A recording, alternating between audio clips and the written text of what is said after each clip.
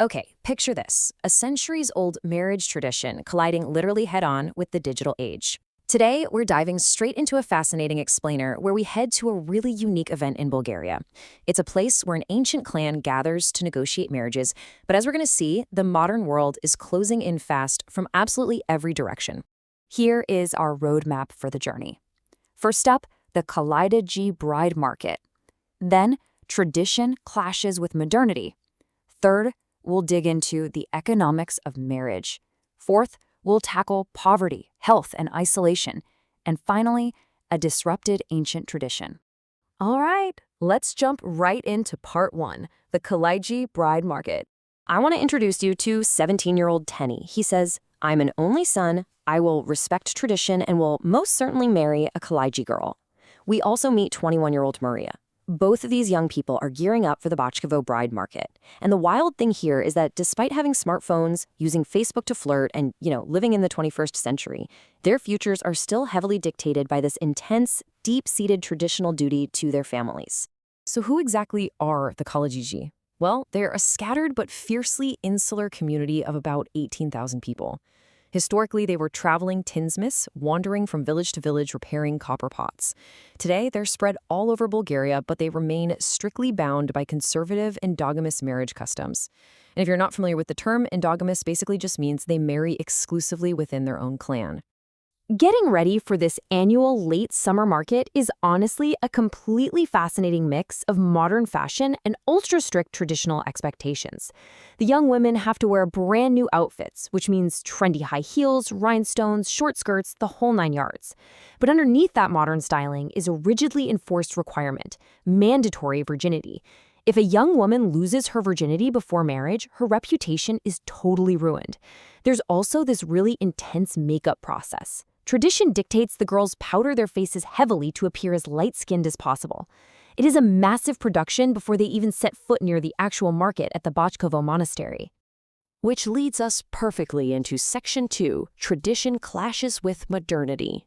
You've got this incredible tug-of-war going on here. There's a stark contrast between the modern things the clan accepts and the behavioral freedoms they completely reject. On one hand, what's allowed? Smartphones, messaging on Facebook, driving flashy German cars to show off prosperity, and wearing trendy clothes. But on the other hand, those strict traditions demand they only marry within their 18,000-member clan. There are absolutely zero unchaperoned social outings. Going to a disco with friends? Just out of the question. The parental control is absolute. Maria's experience hits the nail on the head. It perfectly highlights how young women in the clan are essentially trapped between 21st century desires and 19th century rules. She's got a high school diploma, which actually isn't commonplace for all Roma, yet her parents dictate her every single move. And soon her future husband will do the exact same thing. She openly admits she wants to be modern, but just isn't allowed to experience basic freedoms without risking being thrown out of her home entirely.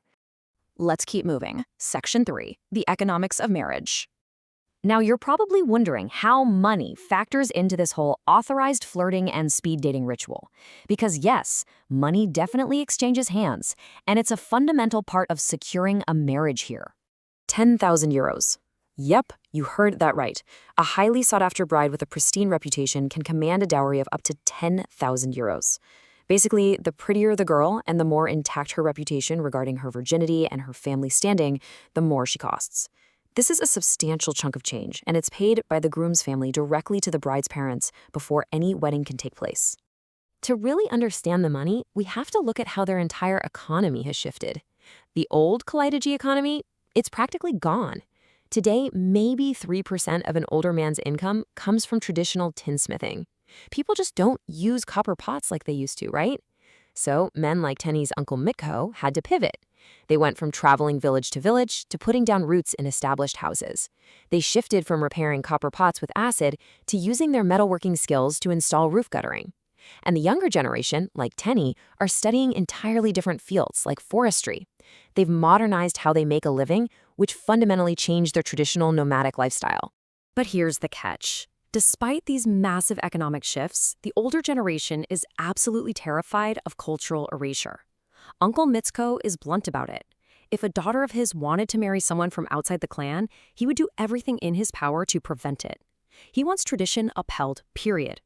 They use these incredibly strict, expensive marriage rules as a tool to force clan preservation and avoid the overwhelming gossip and shame that comes from breaking tradition. Let's zoom out a bit for Section 4, Poverty, Health, and Isolation.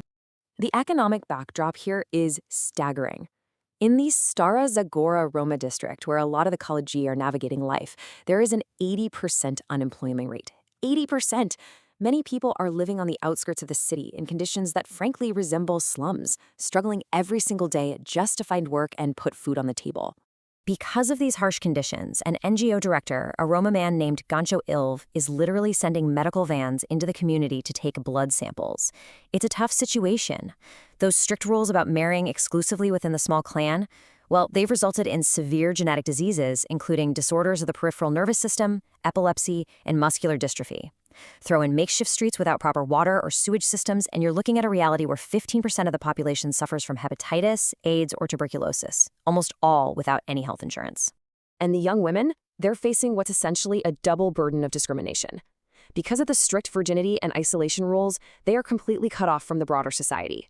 First, they face discrimination within their own families by being forced into highly restricted traditional roles. Then, they're discriminated against in wider society because this very isolation denies them the basic education and skills they need to ever enter the modern workforce. It's a vicious cycle. Now, you could say this isolation is a self-defense mechanism for the clan, right? A way to protect their identity. But as Vievista, a medical assistant working with the NGO, points out, it creates an almost impenetrable barrier to aid.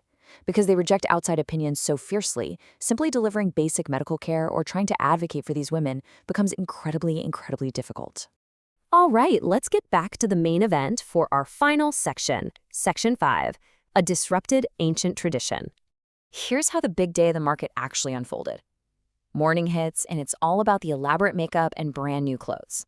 By midday, families are rolling into the iconic Bachkova Monastery parking lot. But then, in the afternoon, the modern world intrudes in a really jarring way. News starts spreading rapidly via Facebook that a nationalist biker gang has blocked the main road in a neighboring village. By late afternoon, the sheer fear of a potential attack causes the entire annual event to just break up prematurely. Instead of the usual massive crowd of 5,000 attendees, the event was completely compromised. This intersection of modern social media and a real-world physical roadblock shut down the traditional negotiations for the entire year. The rumors spread like wildfire on the very smartphones the youth were using to organize their meetups. And as a result, barely a few hundred people even showed up. But remember Tenny from earlier? The disruption didn't change his mind. He notes that the time was too brief for serious negotiations and his prospects didn't show up. Yet, his commitment remains absolute. He's the only son, and he fully intends to respect the clan's wishes and secure a Kalaji bride eventually. But this whole situation begs a much bigger question. Was that external, physical roadblock the thing that will finally end this century-old tradition? Ultimately, what you should take away from all this is that the walls of tradition aren't really being broken from the outside. They're crumbling from within, straight through the glowing screens in their pockets. Facebook and smartphones have fundamentally rewired how these young people view the world and how they interact. The desire for self-determination is spreading. So we have to ask, how long can an ancient, rigid marriage market truly survive when the very young people it relies on have the entire modern world right at their fingertips?